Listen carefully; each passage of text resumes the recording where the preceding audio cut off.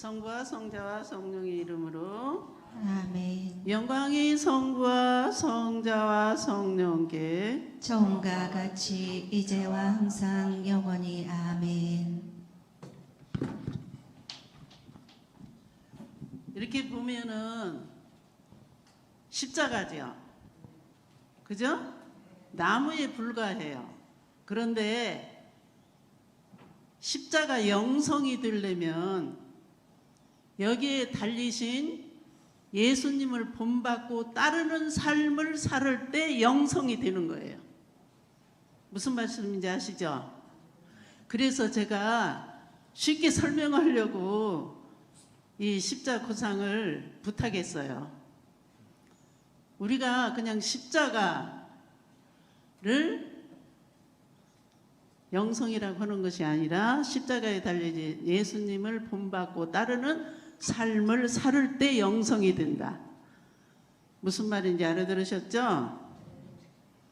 그래서 지금 저한테 십자가의 영성이라는 주제로 강의 청탁이 들어와서 제가 처음에는요 좀 고민을 했습니다. 이 더운 날씨에 이 강의 준비를 해야 되나 그러면서 많이 전부 묵상으로 해야 되는 강의잖아요. 그래서 강의 준비를 했는데 지금 아마 여기 회장님이 그런 생각을 하지 않았나 싶은 생각이 제가 들었어요.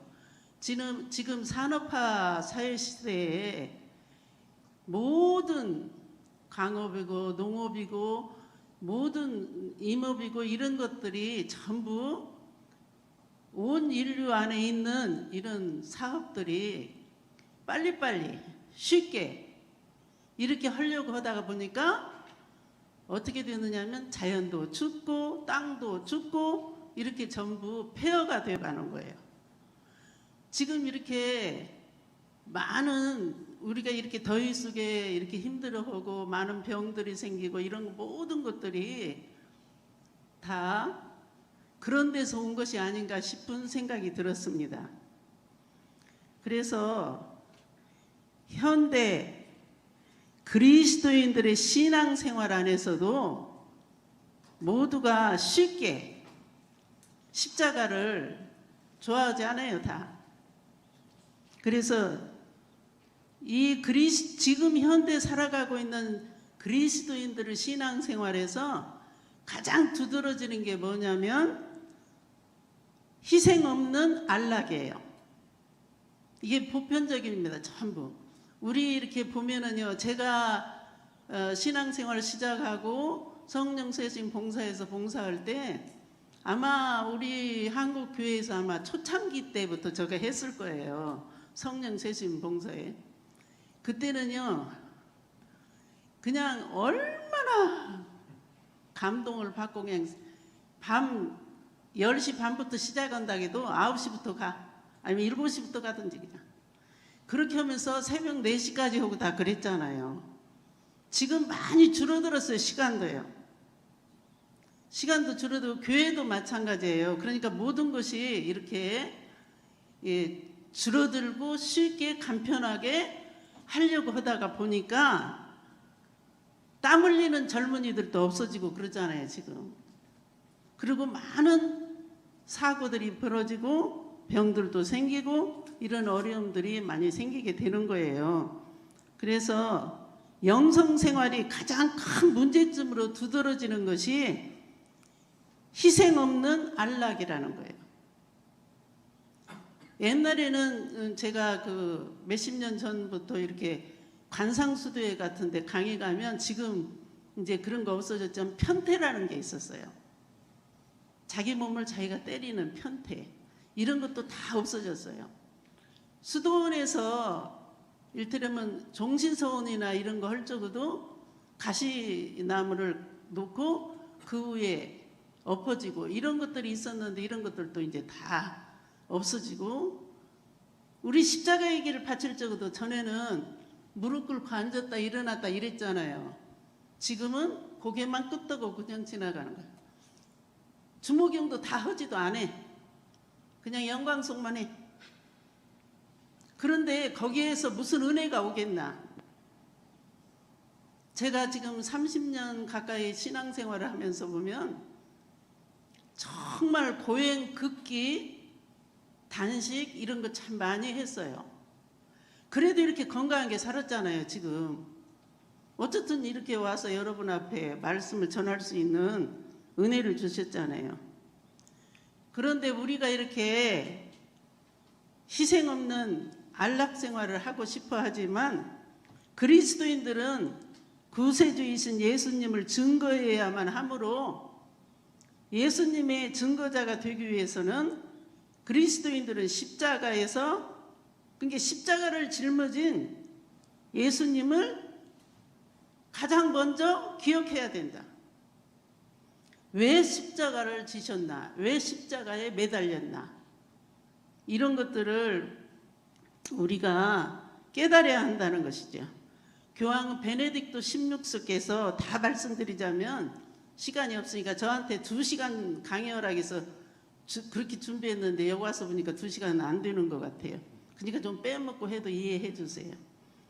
교황 베네딕토 이 교황님께서 신앙 교리성 장관 시절에 현대 영성의 문제를 살피면서 쇄신과 안락의 혼돈을 말씀하셨어요.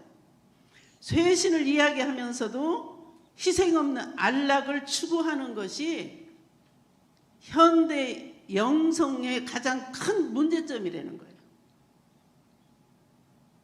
많은 그리스도인들이 십자가의 의미를 깨닫지 못하고 안락함을 추구하는 영성운동을 찾아다니면서 예수님을 따르기 위해서는 없어서는 안 될 십자가를 피하려고 한다는 거죠. 이게 베네딕토 16세께서 하신 말씀이에요. 이렇게 십자가를 피하려는 사람들은 그분 표현이 십자가 밑에서 십자가에 매달려 있는 예수님 보고 너 한번 하느님의 아들이면 내려와 봐라 했던 사람들과 다를 바가 없다. 저는 이 말씀을 굉장히 묵상을 많이 했습니다. 그렇게 외치는 사람들의 모습과 다를 바가 없다는 것이죠. 신앙이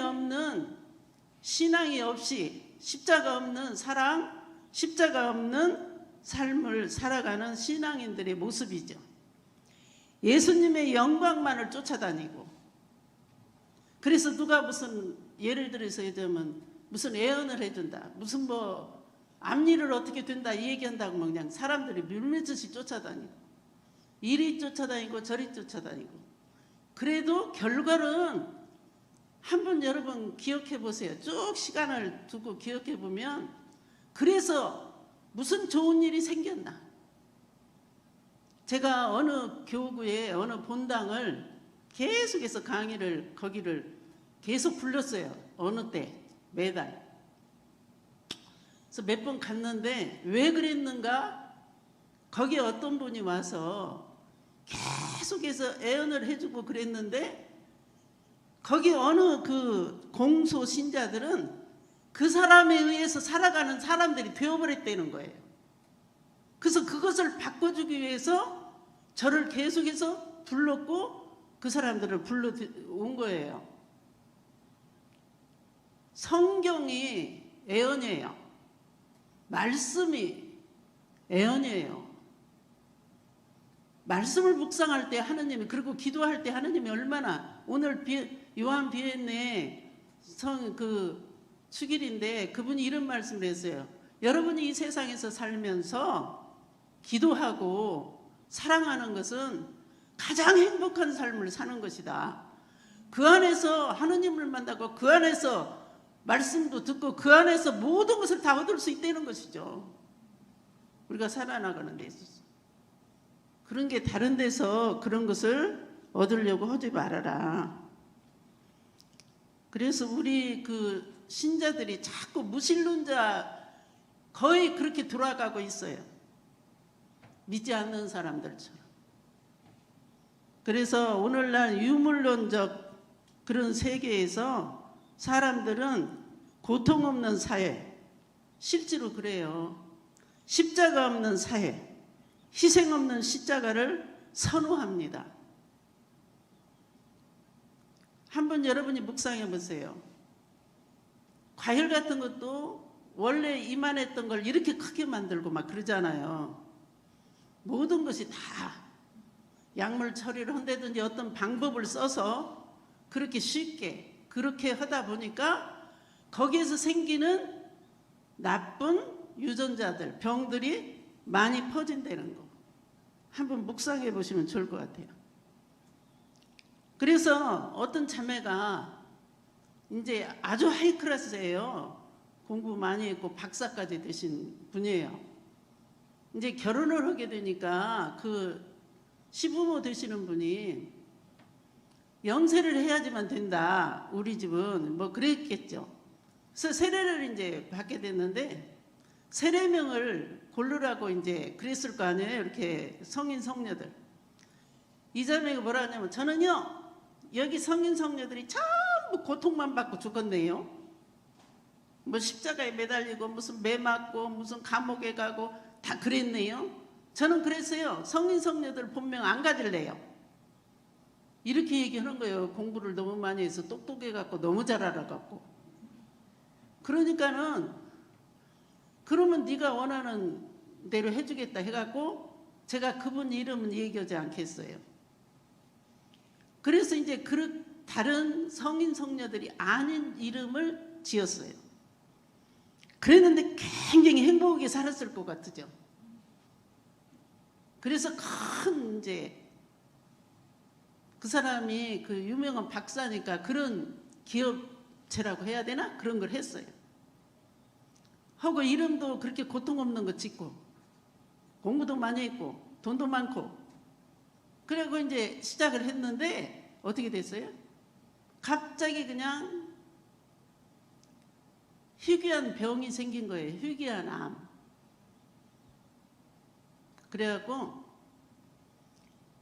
그 업체도 문 닫고 폐업했고 그리고 병원에 가서 막 많은 고생을 했어요. 고생을 해서 이제 아무것도 않고 집에서 그냥 놀아라 썬데이로 있어요. 그렇게 성인 성녀들의 본명을 안 갖는다고 했는데 그러면 그 사람이 생각하는 대로 되어야 되는데 아니잖아요. 피해간다고 해서 피해지는 거 아니에요. 그리스도인들의 평화는 극복의 평화이고 세상적인 평화는 도피의 평화예요. 그래서 결국은 지금 힘들고 어려운 삶을 살고 있죠. 이러한 시대에 그리스도인들은 예수님의 십자가와 부활의 신비만이 인간을 구원할 수 있다는 것을 우리는 그게 예수님이 그리스도교는 예를 들어서 예수님 부활을 하는 신앙의 핵심이잖아요. 우리가요. 그러니까 이것을 증거하고 선포해야 되는데 내가 실제로 십자가의 희생 그분을 본받고 따르고 그분의 삶을 살려고 하지 않는 상태에서 입만 살아갖고 가서 부활 신앙을 얘기할 수 있겠는가?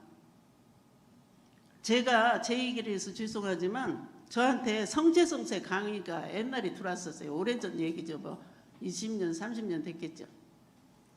제가요 성체성사 안에 계신 예수님이 제 심장과 스파크가 일어난 적이 없어요. 살아계신 예수님을 느낀 적이 없었어. 그냥 모시고 그냥 밀떡 그런 상태. 머리로는 알고 있는데 실제로 저한테 그렇게 느끼지를 못하는 거예요. 그래서 제가 40일간 단식 피정을 했어요. 금식한 것이 아니라 하루에 한 끼씩만 먹고 전국적으로 강의 다니면서 그랬는데 세상에 마지막 40일이 되기 전에 3일 전까지도 전혀 느낌이 없어요. 성체를 모셔도 아무 느낌이 없어요. 그래서 이제 그때부터는 그냥 금식 어떻게 아무것도 먹지 않고 물만 먹고 3일 동안은 그러려고 제가 생각하고 그렇게 먹고 성당을 가는데 지금은 쓰레기 분리수거가 있지만 옛날에 안 그랬잖아요. 쓰레기통에 떨어져 있는 깍두기 조각 주워 먹고 싶어. 얼마나 배가 고프든지. 그렇게 배가 고픈 상태로 제가 대치동 성당 다녔는데 성당에 가서 미사를 하는 거예요. 미사를 하는데도 성체를 받아 모셨어요. 성체를 받았어. 제 손안에 얹어지는 그 순간에 하나님은요, 저의 간절함, 그리고 제가 희생하고 그분의 사랑을 진심으로, 그분이 얼마나 인간을 살아가면 십자가 재현을 통해서 이렇게 빵까지 돼서 우리 안에 먹혀오는 물질 속에까지 지존하신 몸을 감추시고 우리 입안에 먹혀오는 밥이 되셨을까? 우리 안에서 씹히는, 입안에서 씹히는 그런 그 순간에 성체가 제 손에 얹어지는데 눈물이 얼마나 쏟아지든지 엉엉 울었어요. 이 세상의 모든 죄를 제가 다 진 것 같아요. 얼마나 울었는지. 당신이 오시다니요. 나의 임의 방문, 나의 임이요. 내가 그렇게 많은 부모 사랑받았고 형제간 사랑받았고 많은 사람한테 연인한테, 아무리 못생겼어도 예의는 있었어요. 연인한테 사랑받고 그렇게 했어도 예수님, 그 순간에 모신 예수님의 그 사랑하고는 비교가 안 돼. 얼마나 울었는지. 그때 예수님이 저한테 주신 메시지가 여러 가지가 있었지만 다 말씀 못 드리지만 가난하게 살으라고. 저는 경제적으로 그리고 권력이 많은 집에서 태어났어요. 경제적으로도 부자였고요. 뭐 그래서 그러니까 그런 말씀을 주셨는지 어쨌는지 아무튼 가난하게 살라고. 저는 누가 알아주지도 않는 문학을 한다 해갖고 책은 또 산더미처럼 사놔서 집에 그냥 몇 가만, 6가만인가 돼. 근데 그 예수님을 만나고 난 다음에 집에 돌아가서 그런 것들 전부 수도원 창설하는 신부님한테 제가 가지고 있는 거 다 주고 조그마한 방 한 칸 얻어서 지금까지 살고 있다는 거죠. 그러니까 내가 나가서 예를 들어서 하느님을 증거하고 선포하려면 내가 살아보지 않고 느껴보지 않은 것을 말을 하는 것은 그것은 위선이죠. 그렇게 살면 안 되기 때문에 제가 아마 성체 세미나 그 강의할 적도 지금 하신 말씀을 제가 했던 것 같아요. 그래서 갈라디아서 6장 14절에서 사도 바울께서 이렇게 고백하죠. 주 예수 그리스도의 십자가 외에는 어떤 것도 자랑하고 싶지 않습니다. 그리스도의 십자가로 말미암아 내 쪽에서 보면 세상이 십자가에 못 박혔고 세상 쪽에서 보면 내가 십자가에 못 박혔습니다.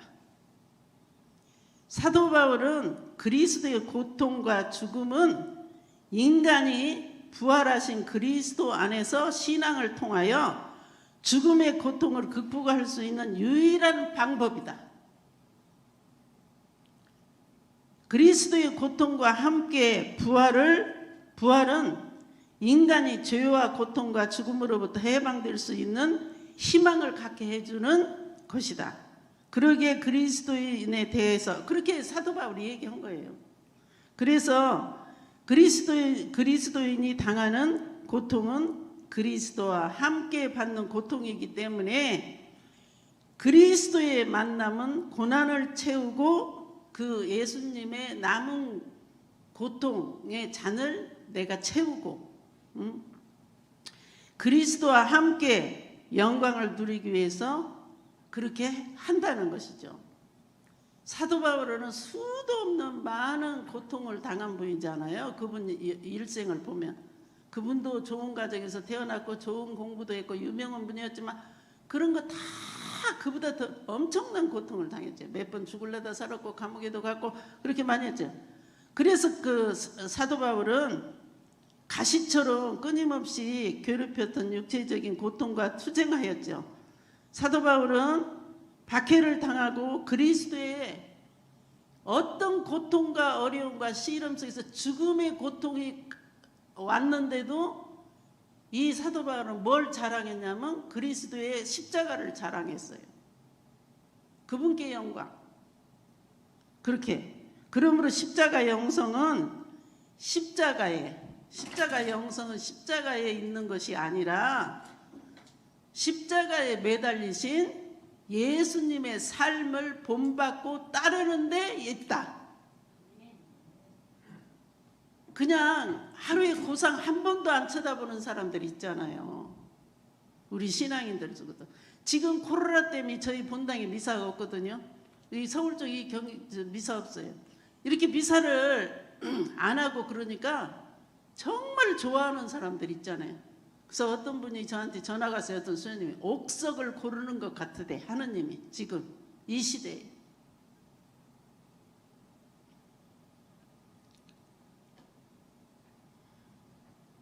그러므로 십자가 영성은 우리가 십자가를, 그래서 저기 여기 회장님이 이 십자가 영성에 대해서 저한테 강의 청탁을 해서 제가 그런 묵상을 한 거예요. 이거 전부 묵상으로 할 수밖에 없어요.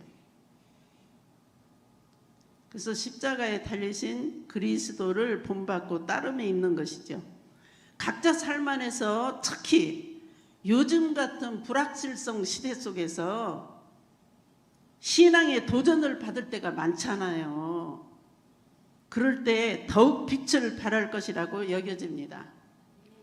고린도전서 1장 18절 멸망할 자들에게는 십자가에 관한 말씀이 어리석은 것이지만 구원받을 우리에게는 하느님의 힘입니다.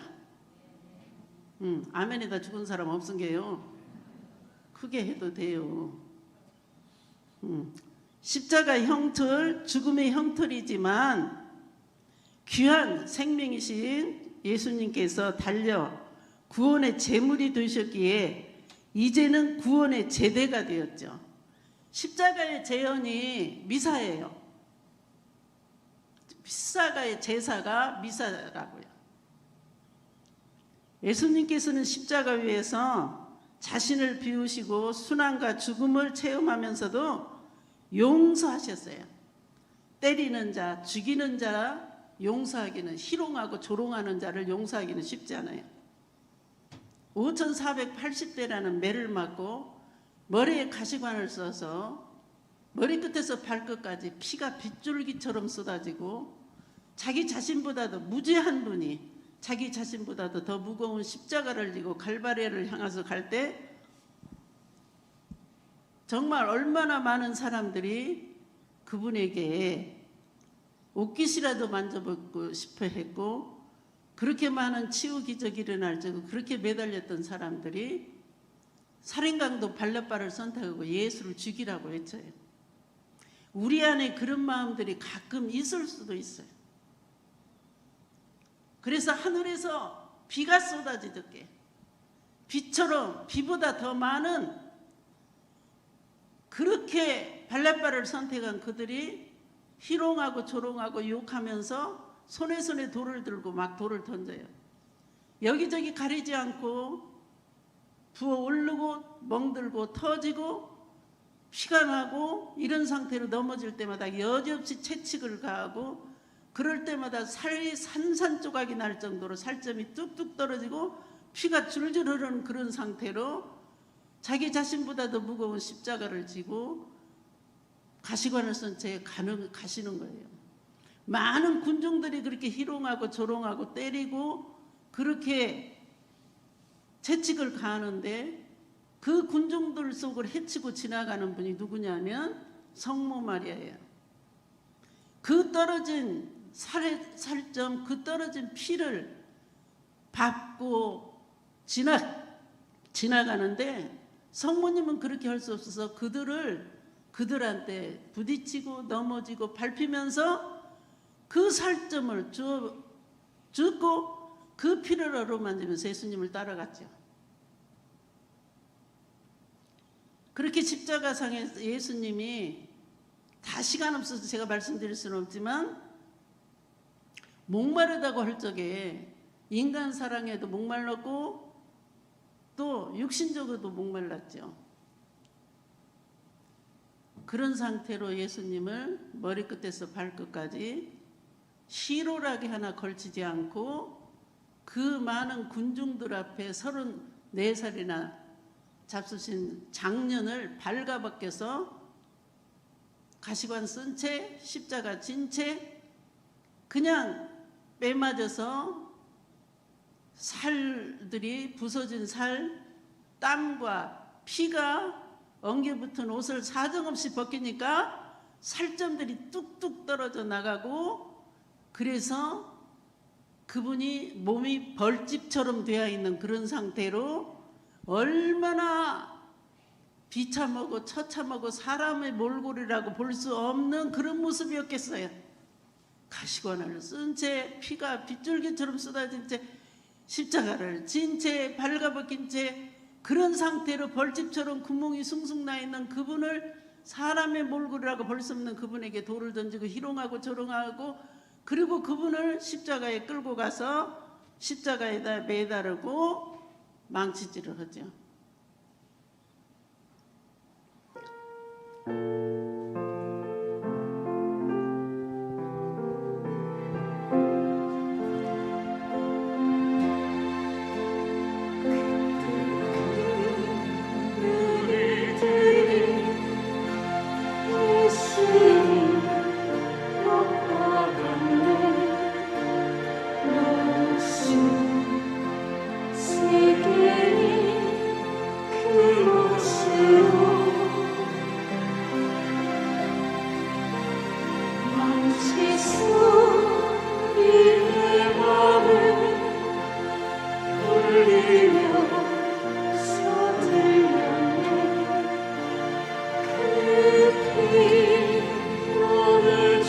그 피로 내 죄를 씻었네.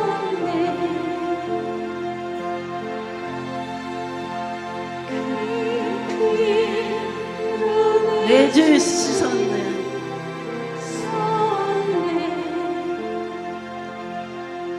이렇게 망치 소리 이렇게 제가 하라고 그랬는데 잊어버렸나 봐요.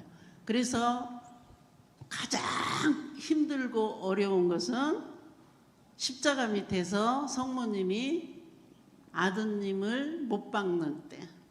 근데 뭐 역사적으로 보면 여러 이야기가 있죠. 그렇지만 일단은 못 박았다고 볼 때 성모님이 십자가 밑에서 아들 몸에서 떨어지는 피비를 맞고 신음하고 괴로워서 몸부림치는 예수님, 그 순간에 얼마나 억장이 무너지고 간장이 무너지는 엄청난 고통 속에 있었는가.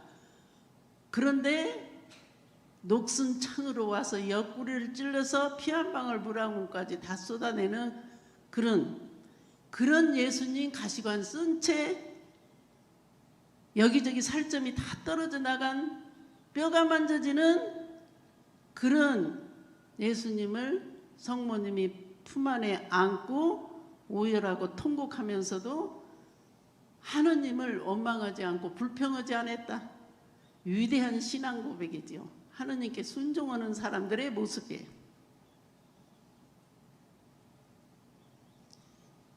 우리가 이것을 알아요. 대속물이 됐어요. 예수님이 인간의 죄, 얼마나 인간의 죄가 추악하고 얼마나 인간의 죄가 컸으면 이렇게까지 그분이 대속물이 되어야 됐나.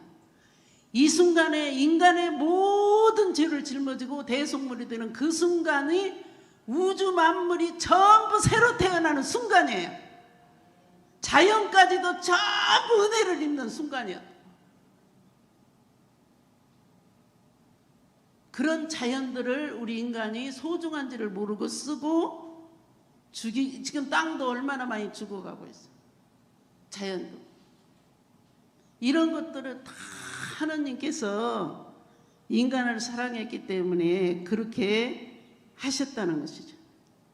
그래서 오상의 비유신부님 십자가에 달리시어 죽기까지 철저히 아버지 뜻에 순종하신 예수님처럼 자신에게 주어지는 모든 것에 대해 순종으로 대항함으로써 죄로부터 오는 어둠을 밝히는 하느님의 사람이 될 수 있었다.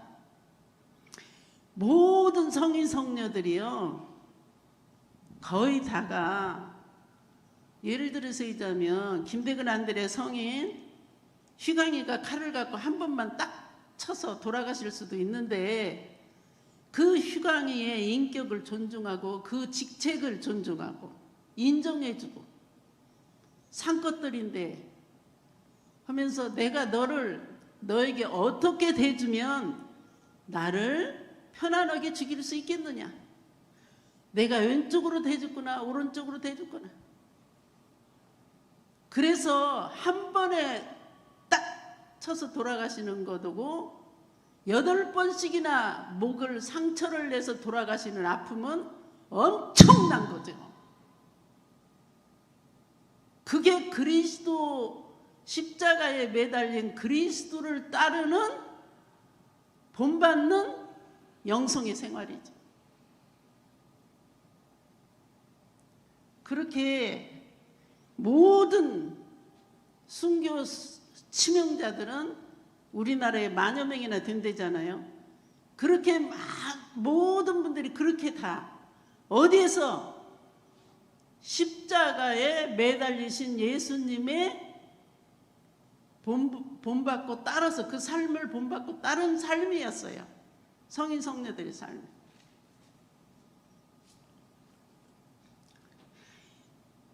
이것이 이타적인 사랑이죠. 예수님께서 십자가상에서 이타적인 사랑을 우리에게 가르쳐 줬잖아요. 로마서 5장 19절에 보면 한 사람의 불순종으로 많은 이가 죄인이 되었듯이 한 사람의 순종으로 많은 이가 의로운 사람이 될 것입니다. 저는요, 이 강의 준비하면서 얼마나 제가 뼛속까지 감사하는, 물론 감사할 일이 수도 없이 많지만 이 강의 준비하면서 제가 또 한 번 희열을 느꼈던 게 뭐냐면, 예수님의 순종으로 죄인들이 의인이 되는 길이 열렸다는 거예요. 이것을 제 손으로 쓰는데 얼마나 감사한지 뼛속까지 감사했어요. 예수님의 순종으로 죄인이 의인으로 바뀌어졌다는 거죠. 저는 이것을 쓰면서 그렇게 희열을 느꼈어요. 감사를 느꼈어요. 내가 의인이 되었구나. 예수님께서 보여주신 십자가의 삶은 순종의 삶이었습니다. 우리들의 죄를 없애시는 것, 우리에 대한 하느님의 사랑으로 표현하고 있습니다. 따라서 우리가 받아들이는 십자가는 사랑이신 하느님을 드러내 보여주시는 예수님의 참된 제자임을 드러내는 것입니다. 예수님께서는 누구든지 제 십자가를 짊어지고 내 뒤를 따라오지 않는 사람은 내 제자가 될 수 없기 때문이라고 그러셨죠. 모든 그리스도인은 예수님의 제자입니다. 저희 본당에 신부님이 새로 이제 노태신도 새로 오신 주임 신부님이 강의 도중에 여러분은 하느님의 제자입니까? 근데 아무도 대답을 안 했어요. 그래서 제가 네, 제자예요. 그랬더니 그냥 거기서 끝나면 얼마나 좋아요. 그 신부님이 제자답게 삽니까? 저한테 그러는 거예요. 살려고 노력하는데요. 노력해갖고 안 되잖아요. 은총해야 되죠. 아니 한 5분은 그러시네요. 근데 제가 가만히 있을 수도 없잖아요. 대답은 해야 되고 거기 있는 우리 교우들이 다 제가 뭐 하는 사람인지 아는데 제 낯도 생기게 해야지. 그래서 제가 노래가 한 것만큼은 주시던데요. 제가 그랬어요. 그래서 저하고 좋은 친구 신부님이 됐는데 지금 다른 주교님 대행으로 뭐 하는 대로 가셨어요. 지금은 가시고 나니까 좀 섭섭하긴 하더라고요. 어쨌든 간에 우리 그리스도인들은 누구나 다 예수님의 제자예요. 그래서 내가 짊어지고 내 뒤를, 그러니까 자기 십자가를 지고 예수님을 따라가는 사람이 하나님의 제자라는 거예요. 예수님께서 평탄하고 쉬운 삶 속에서 순종하신 것이 아니라 말할 수 없는 고난과 고통 속에서 순종했어요. 겟세마니에서 그 예수님이 보면요, 제자들이 깨어 있어야 되는데 다 자잖아요. 2번씩 3번씩 가도 예수님이 이 잔을 거두소서, 그러나 제 뜻대로 마시고 아버지 뜻대로 하셔서 했을 때 땀이 피가 되어서 뚝뚝 떨어지는 엄청난 고통 속에서 순종하셨다는 거죠. 우리 봉사생활, 우리 사랑생활, 우리 신앙인 생활 속에서 이렇게 순종하는 사람이 어디가 있겠어요? 그것도 아닌데도 순종을 안 하고, 제가 오늘 이 말을 했다고 다 저를 또 죽일란지는 몰라도 제가 어떤 자매 차를 타고 왔어요. 근데 아마 회장님이 뭘 허락했나 봐요. 그랬더니 자기가 못 온다고 그랬대. 그래서 제가 그랬어요. 당신은 봉사자 할 자격이 없다. 봉사자는 순종해야 된다. 순종해야 돼. 무조건 회장이 얘기하는 말을 순종해야 돼. 나보다 못 배웠든 잘 배웠든 못생겼든 잘생겼든 잘 살든 못 살든 그건 관계없어. 그 사람 직책은 하나님이 주신 것이기 때문에 순종해야 되는 거예요. 본인이 회장 되고 싶어서 된 거 아니잖아요. 되고는 싶었겠지, 속으로. 제가 잘 모르겠지만.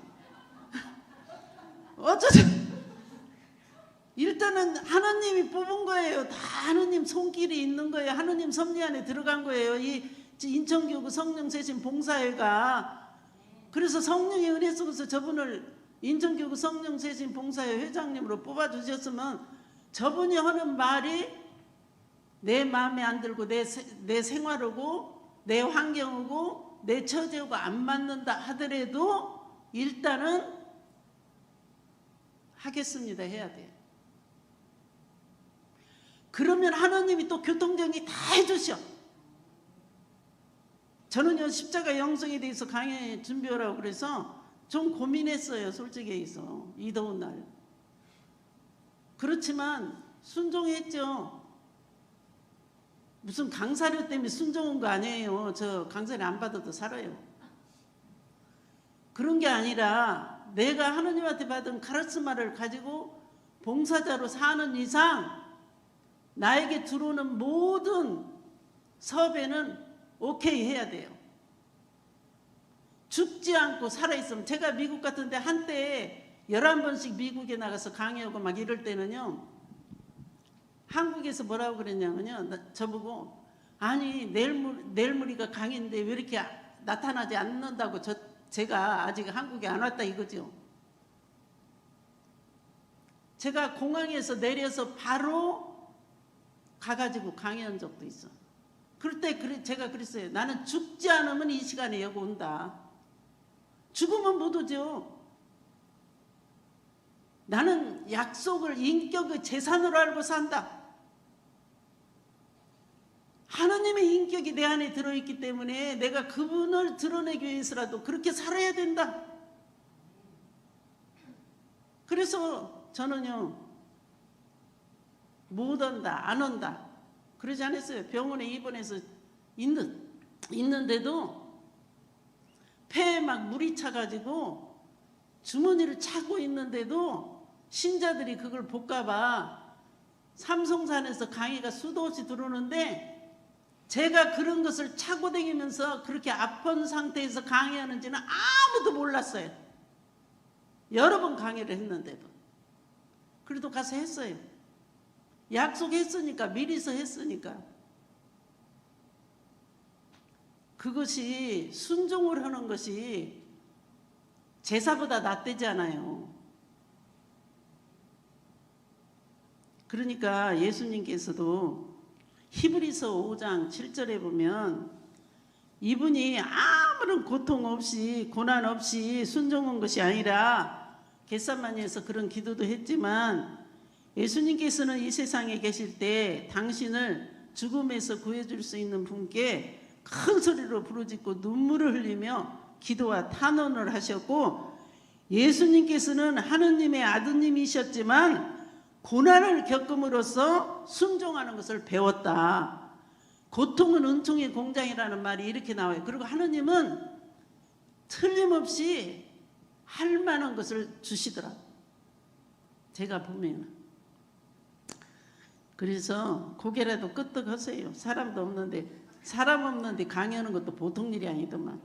나 삼성사를 가서 강의하는데 얼마나 공간이 넓어요. 그냥 공간이 그렇게 넓은데 저기 가서 두세 명, 몇 명 앉아 있는데 여기서 강의하고 저쪽에서 성가하는 분만 있어요.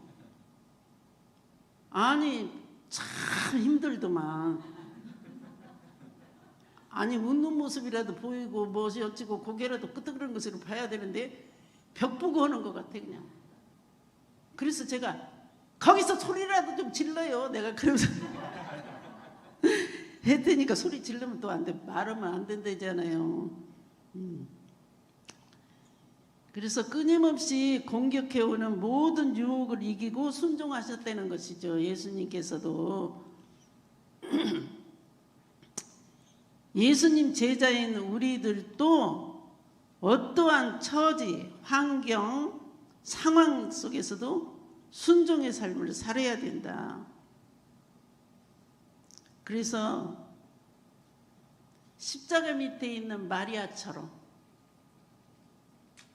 마리아처럼 우리도 십자가 곁에 있는 마리아가 돼야 돼. 예수님과 일치를 이룬 분이잖아요. 예수님 고통과 일치, 아픔과 일치, 영성도 일치, 모든 것이 일치요. 그런 상태로 십자가 밑에서 엄청난 고통이 있었잖아요. 예수와 성모님 노래 있죠. 그거 골라봐요. 살이 더 쪘네. 아니 전에는 조금 빠졌더만 또 쪘고 그동안에 뭐 먹었나 봐요 또.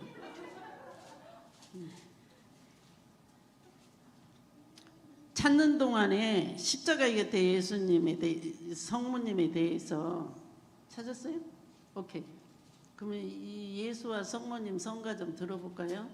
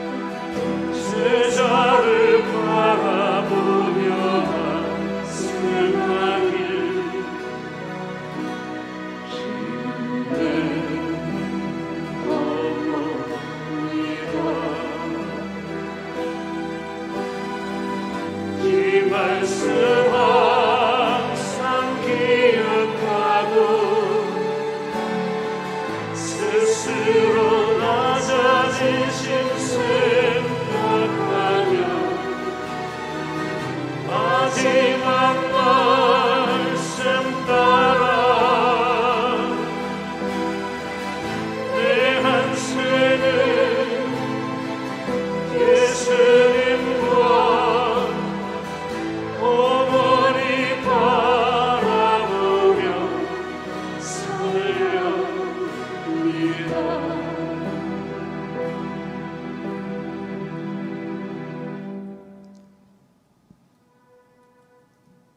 예수님의 십자가 곁에는 그분의 어머니와 이모 클로파스의 아내 마리아와 그 곁에 선 사랑하시는 제자를 보시고 어머니에게 말씀하셨다.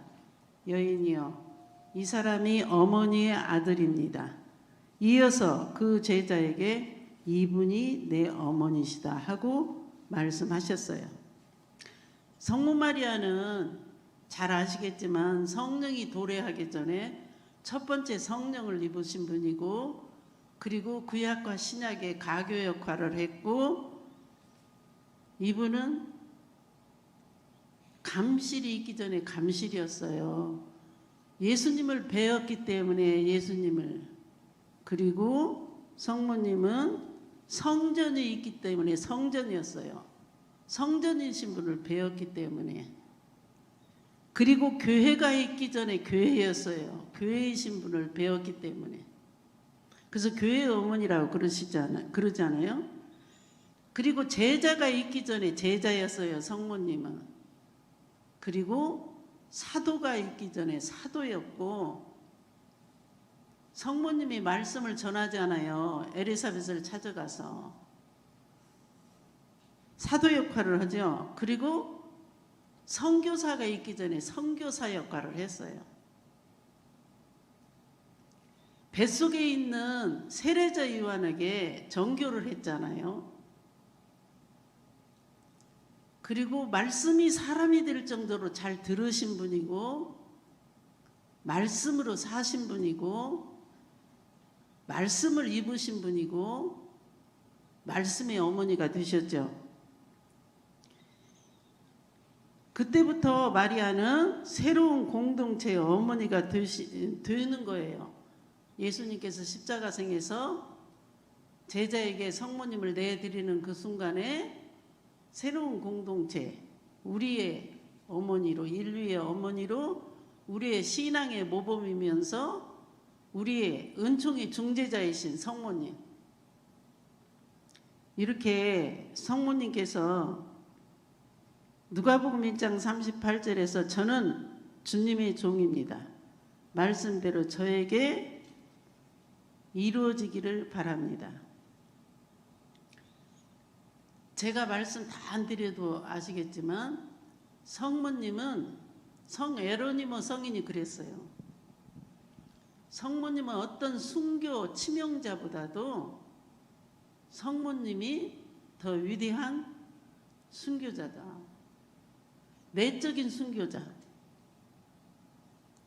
아이를 베면은 돌로 맞아서 죽는다는 것을 알면서도 아버지 말씀을 믿고 순종하고 따라서 이 세상에 구세주를 낳아주셨고, 하느님 나라를 낳아주셨고, 하느님 어머니가 되셨다는 거죠. 그래서 성모님이 우리에게는 우리가 신앙생활을 하는 데 있어서 성모님을 많이 닮아야 돼요. 2000년 전에 마리아의 영성으로, 2000년 전에 마리아의 신앙으로, 2000년 전에 마리아의 인격으로 돌아가서 마리아의 삶을 우리가 살아야 되죠.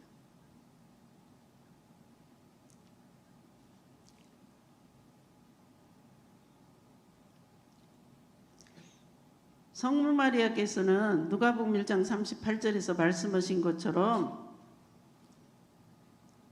하느님이 하신 말씀이 그대로 제 안에서 이루어지기를 바랍니다. 그리고 이분은 말씀을 꼭 묵상했어요. 곰곰이 새기고 오래 간직하고. 그래서 성에롬느 성인이 성경을 모르면 예수님을 모르는 것이라고. 그래서 요한복음 2장 5절에 보면 무엇이든지 그가 시키는 대로 하여라고. 저는요, 이 말씀을 가지고 부산에 가서 1시간 동안 강의를 했는데 너무너무 그때는 묵상을 해갖고 너무 제가 말씀을 전하는데 힘이 되었었어요. 예수님이 때가 되지 않아서 나는 할 수 없다고 그랬어요. 근데 어머니가 순종을 하잖아요. 그가 시키는 대로 해라. 그것을 보고 그 순간에 성경에는 안 나와 있지만 제가 묵상할 적은 그랬어요. 얼마나 많은 깊은 기도를 했겠어요. 아드님이 일을 하실 수 있도록 우리가 상상을 초월하는 그런 깊은 기도를 하면서 아드님 마음이 앞당겨질 수 있도록 얼마나 기도를 하셨겠는가 하는 그런 묵상을 제가 해봤습니다. 그래서 예수님이 때가 되지 않았는데 가나촌에 기적을 일으키시죠.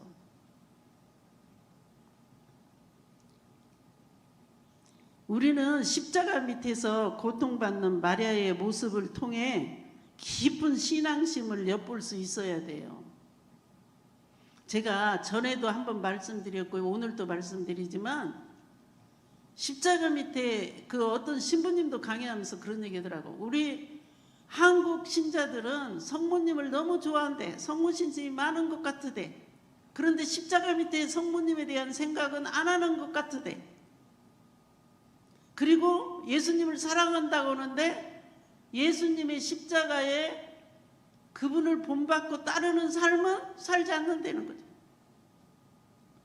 그분은 인류의 모든 죄를 짊어지고 돌아가셨잖아요.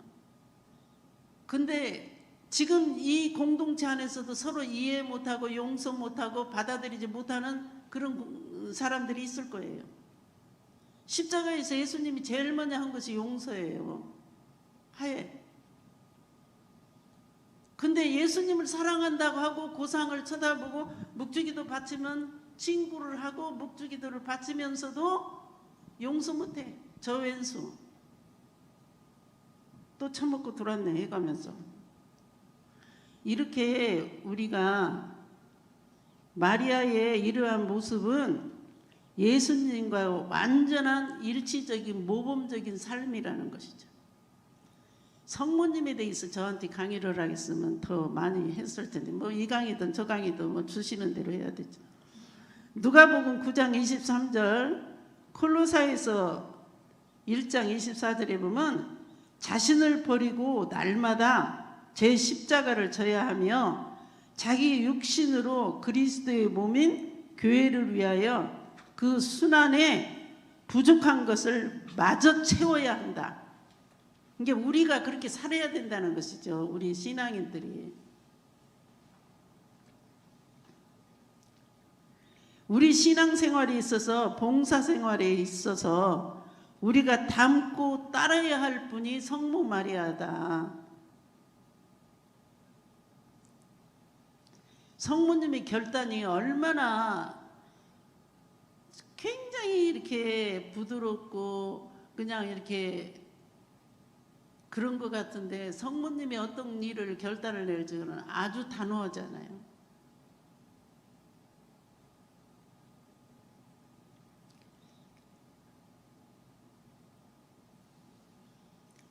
우리 신앙의 모범이시고 은총의 중재자이시군 예수님께서 다시 우리 모두 형제들이죠. 형제들이고 당신 어머니의 시중꾼들을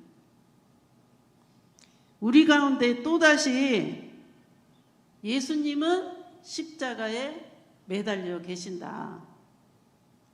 그러기에 우리도 성모님과 함께 수많은 십자가 곁에 서서 위로와 구원의 협력을 가져다 주어야 된다.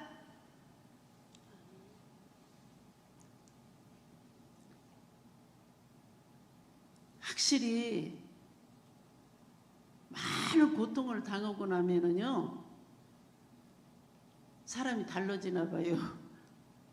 제 강의를 유튜브에서 들은 어떤 자매가 저한테 우리 집에 무엇을 몽땅 사가지고 느닷없이 왔어요.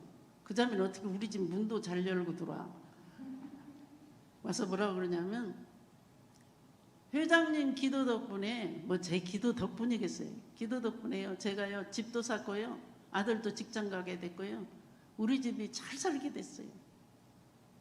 그래갖고 왔어요. 와서 하는 얘기가, 제가 그 병원에서 어떤 자매가 그러는 거예요, 저한테. 자기가 내시경을 했더니 온몸에 그냥 혹이 그냥 많이 있다고 그러더라는 거예요. 그래서 자기가 그 혹을 갖다가 이제 검사를 했더니 그 혹이 악성은 아니라고 했대요. 그러면서 저보고 내시경을 해봤네요. 안 해봤는데, 저는 태어나서 해본 적이 없거든요. 그래서 내시경 하는데 얼마나 시간이 걸리냐고. 가서 내시경 하고 그 다음날 가면 돼요. 그래서는 그냥 가방 하나 들고 갔어요. 저도 내시경을 하려고. 갔는데 그 의사가 어떻게 했느냐면 장 내시경을 하면서 장을 빵꾸를 낸 거예요. 장 천공이 난 거예요. 엄청난 일이잖아요. 근데 그 박사이고 유명한 그분이 소아과 과장인데 저한테 자기가 잘못했다는 걸 인정을 했어요. 저는요, 자기 잘못을 인정하는 것이 천국이라고 생각해요. 나는 그 의사가 인정을 하고 다른 의사한테 저를 소개를 했어요. 의과 닥터한테. 병원에 있는데요, 이제 제가 아픔을 안 느끼도록 그 병원에서 조치를 했기 때문에, 병원 의료사고잖아요. 그런데 그것을 제가 그냥 말 않고 참고 그냥 있었어요. 그러니까 그 과장이 와서 저한테, 다른 과장이 이제 수술을 해야 된다고 하면서 저한테 하는데 얼마나 힘들었는지 몰라요. 뭔 약을 먹어야 되고 뭔 약을 먹어야 되고 무엇을 어떻게 해야 되고 그것을 다 하고 난 다음에 수술을 한다는 거예요. 근데 수술을 하고 난 다음에, 근데 하느님이 뜻이 있었을 것 같아요. 제가 보니까 거기에 있는 수간호원이 있는데 그 수간호원이 저한테 매일같이 와가지고 뭘 저한테 물어보냐면 영적인 거. 이 사람은 영적인 갈망이 있는 사람이고 저쪽 간호원은 또 영적인 사람이요. 그래서 그 사람은 내가 갑자기 입원을 하게 되니까 생활 필수품에 필요한 모든 것을 다 갖다 주고, 그리고 이 사람은 영적인 갈망이 있은 게 실습생들, 간호 실습생들을 데리고 와서 저한테 이 말 저 말 물어보고 듣고 막 이러고 가는 거예요. 또 옆에 환자들은 질투를 해갖고 왜 수간호원이 자기한테만 오냐, 나하고 오래전부터 친구다. 그랬더니 그건 개신교인데 어떻게 친구냐, 개신교고 천주교도 다 친구다. 그렇게 있었는데 많은 분들이 뭐라고 그런 줄 아세요? 그 자매가 와서 뭐 가지고 온 자매가 와서, 그런데요, 유튜브에서, 그게 지금 제가 이런 얘기 어떻게 이제 얘기한 거예요. 나는 그 사람이 자기 죄를 인정했기 때문에 그 사람이 병원비도 다 내야 돼요. 내가 병원에 그 사람 때문에 오랫동안 있었고 고생하고 살이 쭉 빠졌었어요. 지금 이제 좋아졌지만 조금. 그런 상태로 있는데 퇴원한 지 일주일도 안 돼서 삼성산에 가서 유튜브 강의를 또 한 거예요. 그런데 살이 엄청 빠졌죠. 그러니까는 그 자매가 그걸 봤나 봐요, 유튜브 강의를. 아니 근데요, 회장님 강의가 너무 좋았거든요. 성령의 불을 끄지 않는 내용이었거든요. 근데 참 좋았는데요, 근데 많이 겸손해졌더라고요. 이러고 있었잖아요. 엄청난 고통 속에서 제가 부드러워졌다는 거죠. 겸손해졌다는 것이죠. 그래서 이제 더 겸손하려고.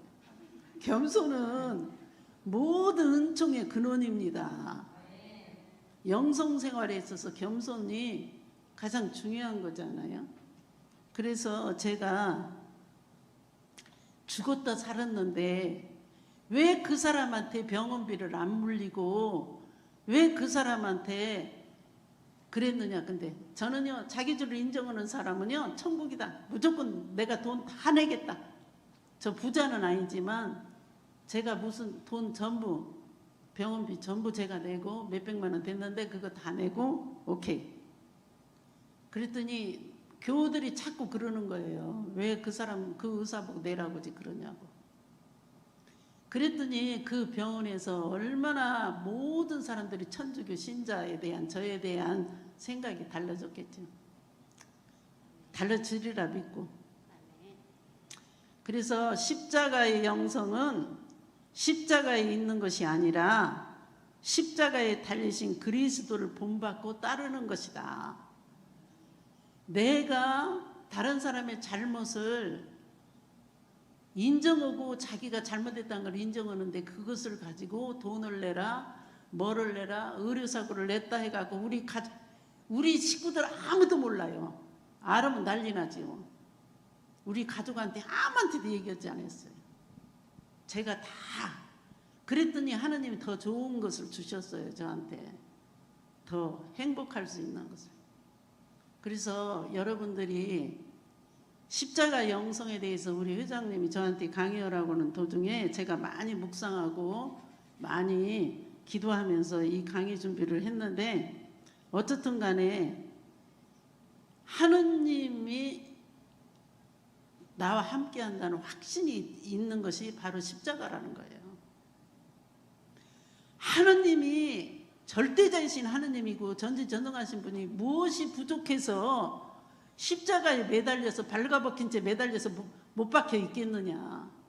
얼마나 인간을 사랑하고 얼마나 인간이 소중하면 얼마나 우리를 더 높은 위치에 의로운 인간을 만들기 위해서 성인을 만들기 위해서 그분이 그렇게 하신 거 아닌가. 그래서 십자가의 영성은 바로 그분이 그렇게 이타적인 사랑으로 인류의 모든 죄를 대속물하면서 온 인류 안에 있는 모든 것들이 새로 태어나는 계기가 되었듯이 우리가 그렇게는 살 수 없다 하더라도 십자가만 바라보지 말고 그분의 삶을 본받고 그분을 따라서 이타적인 사랑, 이웃을 더 많이 사랑할 수 있는 마음으로 살아가는 멋진 신앙이 되도록 제가 기도 중에 특별한 사랑으로 기억하겠습니다. 감사합니다.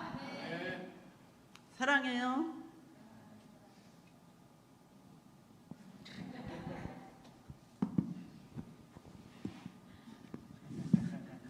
신부님 죄송해요. 신부님 계시는 데서 소리를 너무 질렀어요.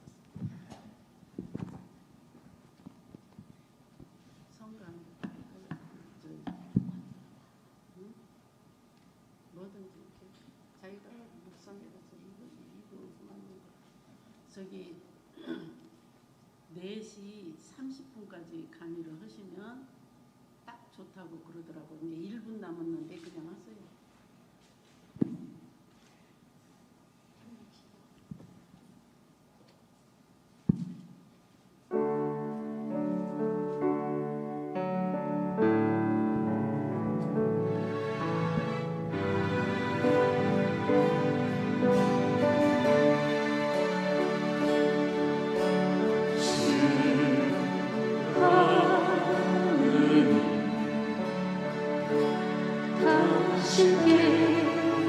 눈을 감으시고 가슴에다 손을 얹고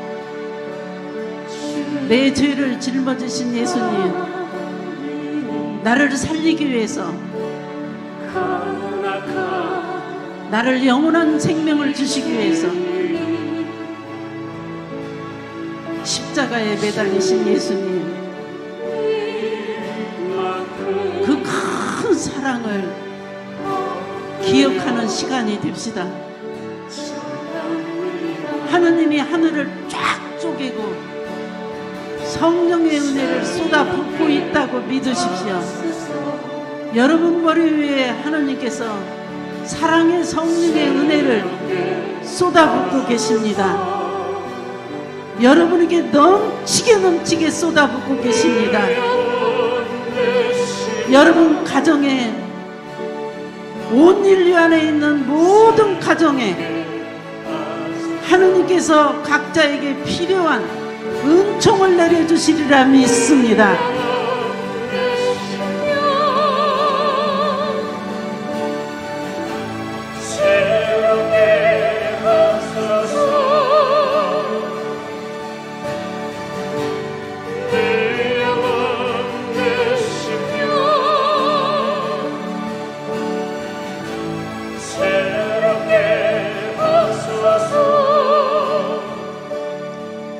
제가 강의 다니면서 늘 느끼는 게 뭐냐면, 묵상을 시키고 제가 이렇게 멘토를 하면은 성가가 작아져야 돼요.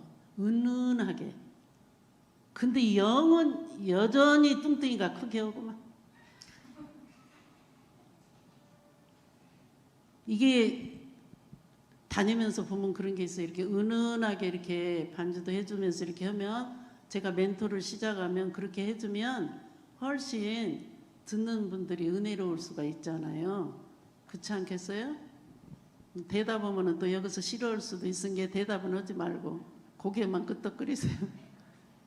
어쨌든 이렇게 만나게 해주신 것도 하느님의 은총이고, 이런 시간도 허락한 것도 하느님의 은총이고, 회장님이 이런 주제를 저한테 주어서 저한테도 많은 묵상을 할 수 있는 기회를 가졌습니다. 그래서 십자가에 대한 사랑이 다시 한번, 십자가의 영성이 무엇인지를 다시 한번 묵상하고 생각할 수 있는 은혜로운 시간이었습니다. 저한테도. 여러분에게도 이 유튜브를 듣는 모든 에게도 그런 은총이 쏟아져서 그 가정에 하느님이 대속물이 되어줬던 것처럼 모든 죄사함을 받는 은총 중에 살아갈 수 있는, 하느님 축복 속에 살아갈 수 있는 은혜로운 가정들이 되기를 빌겠습니다. 무한하신 하느님의 사랑, 우주 만물을 다 창조하신 그분께서 넘치게 우리 모두에게 채워주시리라 믿습니다. 십자가가 영성이 아니라 십자가에 매달린 예수님의 삶을 본받고 따르는 것이라는 거. 여러분이 그런 삶을 앞으로 살아서 삼위일체신 하느님께 영광이 되고 성모님께 기쁨이 되고 여러분 모두에게 은혜로운 축복이 되도록 제가 기도 중에 특별한 사랑으로 기억하겠습니다. 감사합니다.